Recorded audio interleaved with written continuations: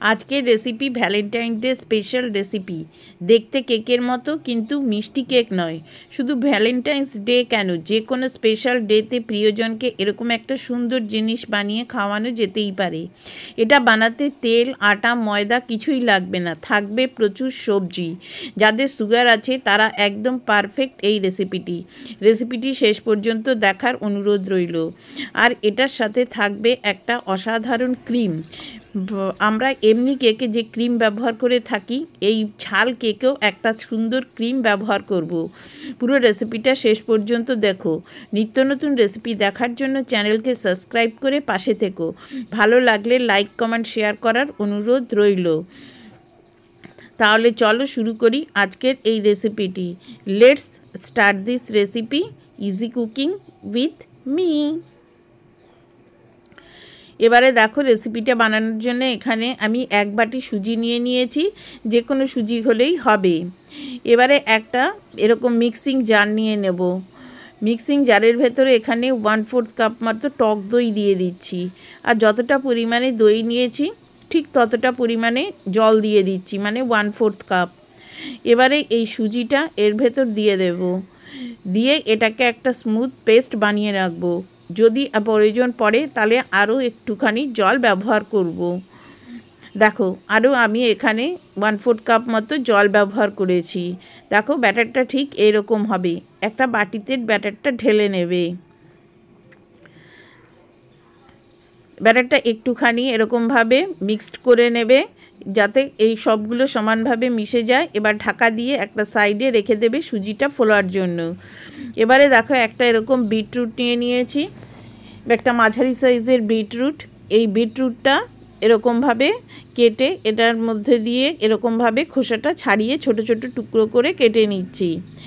আজকের এই রেসিপিটা বন্ধুরা তোমরা কোথা থেকে দেখছো তা অবশ্যই কিন্তু আমাকে কমেন্ট করে জানিও, যাতে তোমাকে আমি ধন্যবাদ বলতে পারি। আর আমার এরকম নিত্য নতুন রেসিপি দেখার জন্যে আমার সাথে থেকো। এবারে দেখো, এই বিটটাকে এরকম ছোট ছোট টুকরো করে কেটে নিতে হবে। এই বিটটার জন্যই কিন্তু এই কালারটা আসবে। দেখো, সবগুলো এরকমভাবে কেটে নিয়েছি। এবার যে জারটার ভেতরে আমি সুজিটাকে পেস্ট করেছিলাম সেই জারটাই নিয়েছি। নিয়ে এই বিটরুটগুলোকেও দিয়ে অল্প একটু জল দিয়ে এটাকে একটা পেস্ট বানিয়ে নিতে হবে। খুব বেশি কিন্তু জল দেব না, আবারও 1/4 কাপ মতো জল দিয়ে দিলাম। দিয়ে দেখো, ঠিক এরকম একটা স্মুথ পেস্ট বানিয়ে নিয়েছি। 10 মিনিট হয়ে গেছে। এবার সুজিটাও দেখো বেশ ফুলে অনেকটা ঘন হয়ে গেছে। এবার এখানে কিছু শুকনো মশলা দেব। প্রথমেই দিয়ে দিচ্ছি স্বাদ অনুযায়ী লবণ। এখানে মোটামুটি 1 চামচ মতো লবণ দিলাম। আর দিয়ে দিচ্ছি 1/4 টিস্পুন অরিগানো।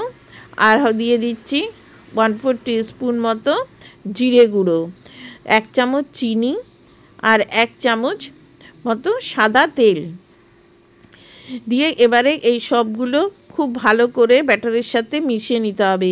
প্রথমে কিন্তু এই শুকনো মশলাগুলো খুব ভালো করে মেশাতে হবে। দেখো, মেশানো হয়ে গেছে। খুবই ঝটপট কিন্তু আজকের এই রেসিপিটা তৈরি হবে। এখানে দেখো, আমি ধনেপাতা, গাজর, কাঁচা লঙ্কা আর পেঁয়াজ নিয়েছি। সবগুলোই কিন্তু 2 চামচ করে নিয়েছি। তোমরা তোমাদের পছন্দ মতো সবজি ব্যবহার করতে পারবে। আমি যে সবজি নিয়েছি এগুলোই নিতে হবে, এমন কোনো কথা নেই। আর এখানে দিয়ে দিচ্ছি 2 চামচ মতো ফ্রোজেন এটা ভুট্টা দিয়ে সবগুলো খুব ভালো করে মিশিয়ে নিচ্ছি। খেয়াল রাখবে ব্যাটারটা যেন খুব বেশি পাতলা না হয়ে যায়, একটু যেন এরকম ঘন ঘন থাকে। সবগুলো যখন মেশানো হয়ে গেছে তখন যে বিটটা বেটে রেখেছিলাম সেই বিটটা এর ভেতর দিয়ে দেব। দেখো, কত সুন্দর একটা কালার চলে এসছে। আর বিট খাওয়া যে কতটা উপকারী সে তো তোমরা সবাই জানো।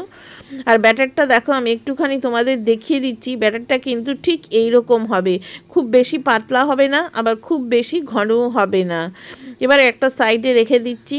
আজকে যেহেতু ভ্যালেন্টাইন্স ডে উপলক্ষে আমি কেকটা রেসিপিটা বানাচ্ছি, সেই জন্য একটা হার্ট শেপের কেকটি নিয়েছি। নিয়ে একটুখানি তেল ব্রাশ করে চারিদিকে লাগিয়ে নেবে। তোমরা ইচ্ছা করলে স্কোয়ার, রাউন্ড, রেক্ট্যাঙ্গেল যে কোনো একটা কেক টিন নিতে পারো, বা কিছু না থাকলে বাটিতেও, স্টিলের বাটিতেও কিন্তু আজকে এই রেসিপিটা তোমরা বানাতে পারবে। এবারে এটা একটা সাইডে রেখে সবার লাস্টে কিন্তু আমি 1 প্যাকেট ইনো দিয়ে দিলাম। আর ইনোটাকে অ্যাক্টিভ করার জন্য 1/2 টিস্পুন মতো ভিনিগার দিয়ে দিচ্ছি। টক দই দেওয়া আছে, কিন্তু তারপরেও ভিনিগারটা দিলে পরে এটা আরও বেশি ফ্লাফি তৈরি হবে। দেখো ঠিক এরকমভাবে ভালো করে মিশিয়ে নিচ্ছি এবং প্রচুর ঝাঁক তৈরি হয়েছে। এবারে এটা ইনো মেশানোর পর কিন্তু আর বেশিক্ষণ রাখা যাবে না। আমি এর মধ্যে অনেকটাই দিয়ে দিলাম, আর বাকি যেটুকু আছে সেটুকু একটা ছোট বাটিতে দিয়ে বেক করে নেব। দেখো ঠিক এইরকম হয়েছে। আর এদিকে গ্যাসে দেখো আমি জল গরম হতে বসিয়ে দিয়েছি, জলটা ফুটছে। একটা এরকম স্ট্যান্ড দিয়ে তার উপরে এই কেক টিনটা এরকমভাবে দিয়ে ঢাকা দিয়ে ঠিক 15 মিনিট মতো হতে দেব। 15 মিনিটের মধ্যে কিন্তু ঢাকাটা তোলা যাবে না। 15 মিনিট পর দেখো ঢাকাটা তুলে নিলাম। একটা টুথপিক দিয়ে মাঝখানটা একটু চেক করে দেখবে হয়েছে কিনা। দেখো আমার মনে হচ্ছে এখনও একটু কাঁচা কাঁচা আছে, সেই জন্যে আরও আমি 5 মিনিট মতো হতে দেব। 5 মিনিট হয়ে যাওয়ার পর দেখো 5 মিনিট হয়ে গেছে, গ্যাসটা এবার বন্ধ করে দিয়েছি। এবারে একটা টুথপিক দিয়ে আবার একটু চেক করে নিচ্ছি। দেখো এখন ক্লিয়ার এসছে। এবার ওটাকে ঠান্ডা হতে রেখে দেব। এবারে সসটা বানানোর জন্য এখানে একটা প্যান বসিয়ে দিয়ে 1 টেবিল চামচ মতো বাটার দিয়ে দিলাম, আর দিয়ে দিচ্ছি 1 টেবিল চামচ মতো কোচানো রসুন। আজকে আমি একদম সিম্পলভাবে এই সসটা বানাবো। রসুনটা যখন একটু ভাজা ভাজা হয়ে যাবে তখন এর ভেতর দিয়ে দেবে 3 চামচ মতো ময়দা। ময়দার পরিবর্তে আটাও দিতে পারো। এবার এটাকে খুব ভালো করে ভেজে নিতে হবে, ময়দাটা যেন কাঁচা না থাকে এবং সুন্দর একটা গন্ধ বেরোবে। এবারে অল্প অল্প করে দুধ দিয়ে প্রথমে এটাকে একটু ভালো করে মিশিয়ে নেবে, যেন কোনো দলা না পাকিয়ে থাকে। যখন দেখবে যে ময়দাটা দুধের সাথে খুব ভালোভাবে মিশে গেছে তখন বাকি দুধটুকু এর মধ্যে ঢেলে দেবে, দিয়ে অনবরত নাড়তে থাকবে, না হলে কিন্তু ময়দা আছে নিচে লেগে যেতে পারে। মিডিয়াম হিটে রেখেই কিন্তু রান্নাটা করতে হবে। এবারে প্রথমে এর ভেতর দিয়ে দিচ্ছি স্বাদ অনুযায়ী লবণ। একটু লবণ কম দেবে, কেননা তারপরে আমি চিজ ব্যবহার করব।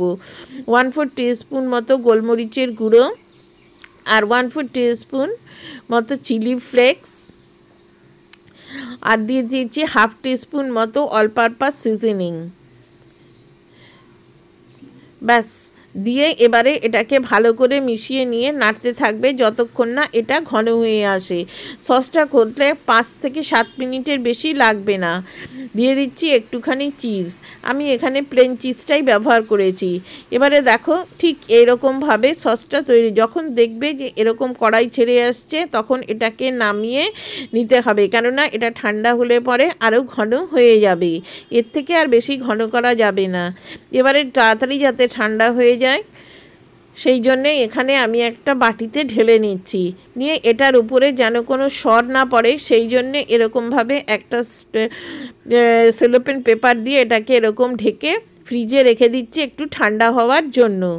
সময় থাকলে নর্মাল টেম্পারেচারেও ঠান্ডা করে নিতে পারো। এবারে দেখো কেকটা সম্পূর্ণ ঠান্ডা হয়ে গেছে এবং ঠান্ডা হয়ে যাওয়ার পর টিন থেকে ছেড়ে এসছে। এবারে এটাকে এরকমভাবে উল্টে নেবে, নিয়ে এরমভাবে বার করে নেবে। ওয়াও, দেখো কত সুন্দর তৈরি হয়েছে আজকের এই ঝালঝাল কেকটা। আর বাকি যেটুকু ছিল সেটুকু আমি এরকম বাটির মধ্যে দিয়ে সেট করে নিয়েছি। তোমরা এরকম ছোট ছোটও কিন্তু বানাতে পারবে। দেখো দেখতে কত সুন্দর লাগছে। এদিকে এটা ফ্রিজে রেখেছিলাম, সম্পূর্ণ ঠান্ডা হয়ে গেছে। এবার এটা তুলে নিয়েছি। দেখো এর ওপরে কিন্তু কোনো রকমের সর পড়েনি। এবার এটাকে একটু মিশিয়ে নিচ্ছি। এবারে এর ভেতরে আর একটা উপকরণ দেব, সেটা হচ্ছে এই যে ক্রিম সস আছে, চিজ সস। এই চিজ সসটা আমি এখানে 2 টেবিল চামচ মতো দিয়ে দিচ্ছি। এটা সম্পূর্ণ অপশনাল, যদি তোমাদের কাছে থাকে দেবে, আর না হলে না দিলেও কোনো অসুবিধা নেই। এবারে এটাকে একটা বিটার দিয়ে এরকম বিট করে নেবে। তোমাদের কাছে যদি আমুলের যে ক্রিমটা আছে সেটাও কিন্তু এখানে ব্যবহার করতে পারবে। দেখো 1 মিনিট মতো একটু বিট করে নিলাম। এবারে দেখো এই ক্রিমটা ঠিক এই রকম ঘন এবং একটা থকথকে হবে। দেখো একটু রেস্ট নিয়ে নিয়ে এটা কিন্তু পড়ছে, ক্রিমটা তৈরি হয়ে গেল। এবারে কেকটাকে ঠিক মাঝখান থেকে যেরকমভাবে এমনি কেক বানাই ঠিক এরকমভাবে 2 টুকরো করে কেটে নিচ্ছি। একদিন বন্ধুরা এইভাবে বানিয়ে কেমন খেতে হয়েছিল সেটা কিন্তু আমাকে জানাতে ভুলো না। আর তোমরা যদি আমার এই রেসিপিটা ফেসবুক থেকে দেখো তাহলে ফেসবুকের পেজটাকে অবশ্যই তোমরা ফলো করে নিও। দেখো ভেতরটা কত জালিদার আর কত সুন্দর তৈরি হয়েছে। এবারে যে চিজটা বানিয়ে রেখেছিলাম সেই চিজটা এই মাঝখানে এরকমভাবে স্প্রেড করে দেবে। অসাধারণ খেতে লাগে। একদিন বাড়িতে বানিয়ে এইভাবে এই কেকটা বানিয়ে খেতে পারো। দেখো ঠিক একটা স্প্যাটুলা দিয়ে চারিদিকে ঠিক সমানভাবে কেকটাকে ক্রিমটাকে এরকমভাবে ছড়িয়ে দিচ্ছি। দেখো হয়ে গেছে। এবারে বাকি যেটা আছে সেটা সেরকমভাবে এর উপরে দিয়ে দেবে। আমি এরকমভাবে ডেকোরেশন করেছি। তোমরা আমার মনে হয় তোমরা আমার থেকেও খুব বেশি ভালো করে ডেকোরেশন করতে পারবে। আর বাড়িতে বানালে কেমন খেতে হয়েছিল সেটা কিন্তু আমাকে অবশ্যই জানিও এবং কমেন্ট করে লিখে জানাতে পারো। দেখো প্রথমে এরকমভাবে চারিপাশে দিয়ে দিলাম। এবার মাঝখানটা দিয়ে ঠিক এরকমভাবে আর একটা আমি এরকম হার্ট মতো করে কেটে নিচ্ছি। আর এইটা কিন্তু সসের সাথে খেতে কিন্তু দারুণ লাগে। যে তোমরা এভাবে সস না বানিয়ে অন্য আরেকভাবেও কিন্তু সসটা বানাতে পারো। এবারে ভেতরে আমি দিয়ে দিচ্ছি টমেটো সস। ব্যাস এবারে এরকমভাবে তোমরা সাজিয়ে ডেকোরেশন করে নাও তোমাদের পছন্দ মতো। আর ভ্যালেন্টাইন্স ডেতে অবশ্যই কিন্তু যারা মিষ্টি খাও না বা মিষ্টি খেতে পছন্দ করো না তারাও কিন্তু এই রেসিপিটা বাড়িতে বানিয়ে সবাইকে চমকে দিতে পারবে। আর এই রকম একবার বানালে বাড়ির বাচ্চা থেকে বড় সবাই কিন্তু এই রেসিপিটা বারবার অনুরোধ করবে। একটুখানি কেটে দেখো ভেতরটা কেমন হয়েছে। ওয়াও দেখো কতটা সফট তৈরি হয়েছে। একদম একটুখানি লাগলেই কিন্তু এটা কেটে যাচ্ছে আর মুখে দিলে একদম মিলিয়ে যাবে। পুরো রেসিপিটা শেষ পর্যন্ত দেখার জন্য তোমাদের সবাইকে অসংখ্য ধন্যবাদ। আর ভিডিওটা যদি তোমাদের ভালো লেগে থাকে তাহলে প্লিজ লাইক কমেন্ট ও শেয়ার করার অনুরোধ রইল। সাবস্ক্রাইব করে বন্ধু হয়ে যেও। পুরো রেসিপিটা দেখার জন্য তোমাদের সবাইকে ধন্যবাদ। Thank you.